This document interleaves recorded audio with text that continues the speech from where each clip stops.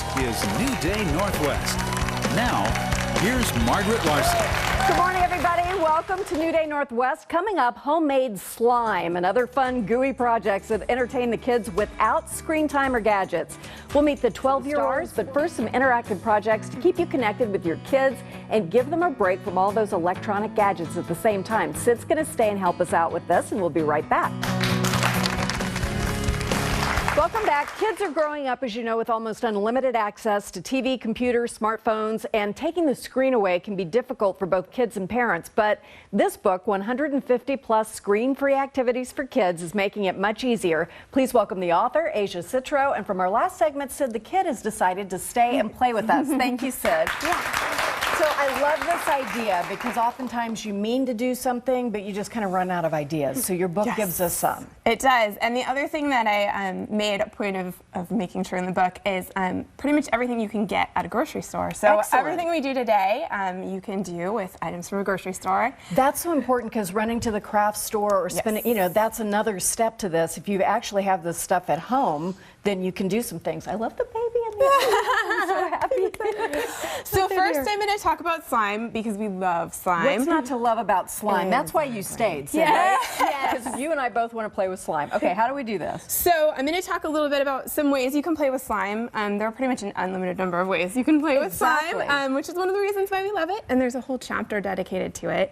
This slime is non-toxic, but it's not for babies. So there are about 5 recipes that are tasty for babies and toddlers. That they can actually put in their mouth. Yes, okay, they can. All right. They don't taste good, but they're made of food. So first I'm going to set up this demonstration, if you don't mind. I don't mind at all. My model. It's really cool, but it takes a minute to get going. If you just want to hold this. Take out my jewelry. And this is a basket from tomatoes. We like to use a lot of recycled props in our play. Oh, look, it's coming out. Yeah, it's going to be awesome in just about 1 minute. And here's another slime model. This one is glitter. Everything's better with glitter. So with slime, kids can just play however they'd like. Why don't you give that to Sid? She's dying to play with it. And you can practice a bunch of skills too. You can practice cutting skills.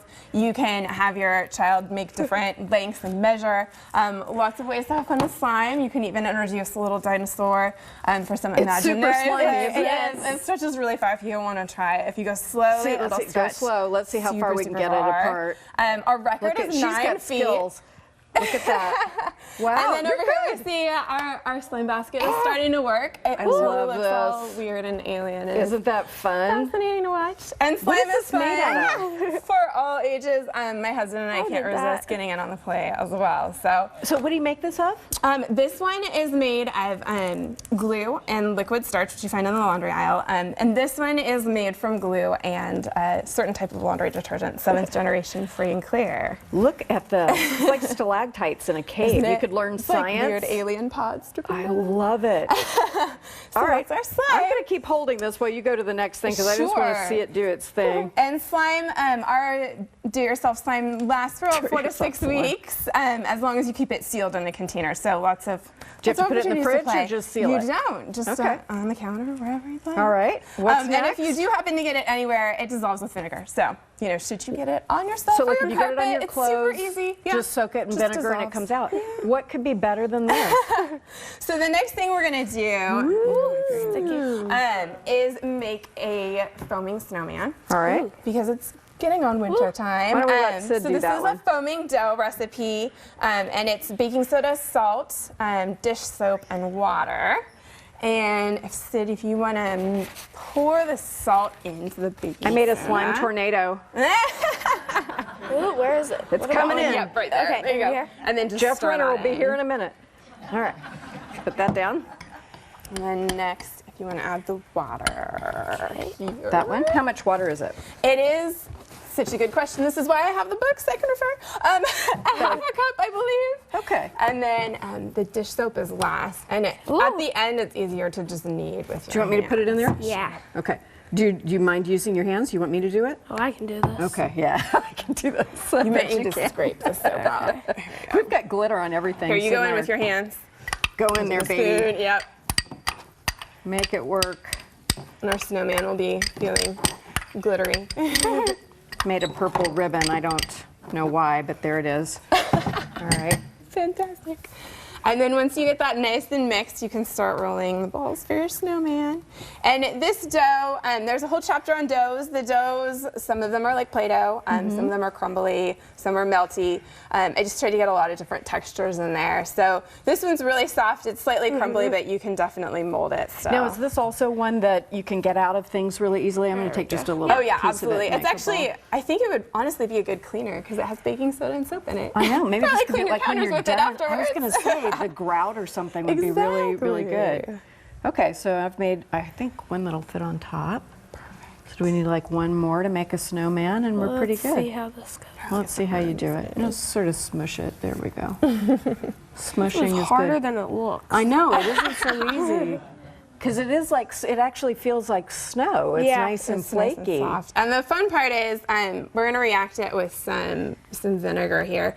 And the reaction, we're going to react it with some vinegar. Okay. All right. And it'll foam up. It's magic foaming dough. Oh, I love this kind of thing. And the reaction is actually really cold, so it does feel. Did anybody do this when you were little, like with Comet and whatever the thing was you put in your toilet bowl, and then it would foam all over the place, drive your mother crazy? Ooh, this is messy.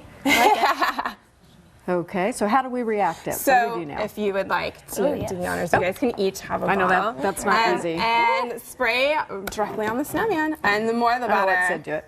Cool. Oh, look at that! Wow, the snowman melts. I know. That is so fun. That's so fun. Oh, I bet So, or little you can kids rebuild love them this so again if much. your children get upset.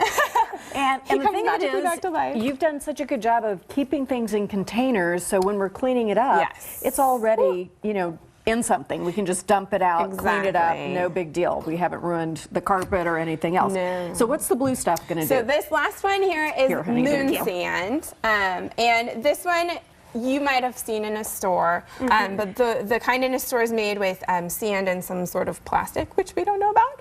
And this is my version. It's taste safe. So one of the big pushes in my book is sibling play. So when my son was born, it was hard to find things to entertain my baby and my 4-year-old.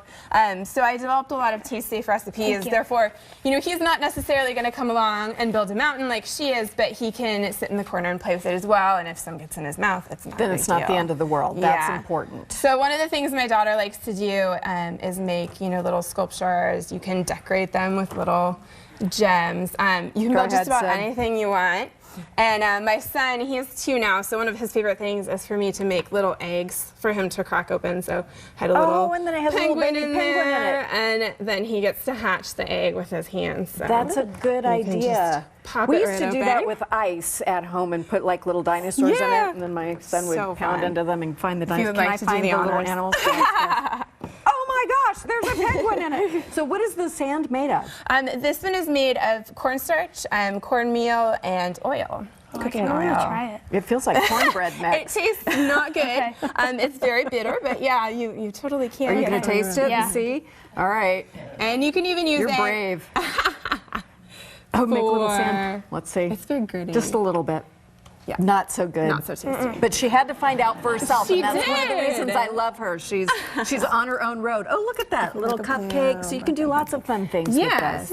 Thank you for writing this book. I think this is fun, and I think it's okay if adults want to do this, even without kids present. I'm not ashamed to say I like to play with this. Where can we get your book?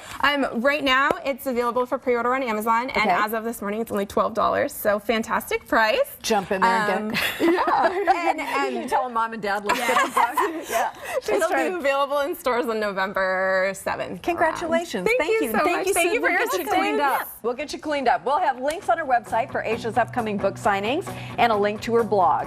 Next up on New Day.